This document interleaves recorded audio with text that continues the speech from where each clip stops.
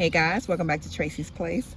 Today in the garden, we're going to be harvesting some collard greens. Some good old collard greens. So we are going to show you real quick how to harvest them. It does not take long, it's not hard.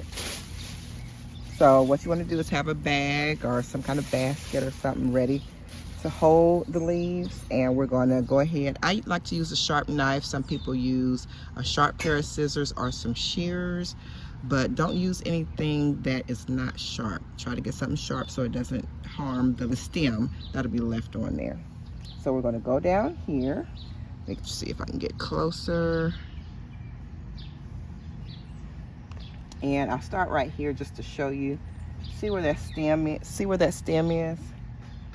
You want to cut right there. And there you go. That's how you cut it. And one sharp swoop of the knife, and you want to put it in your bag or basket and do all the leaves the same way.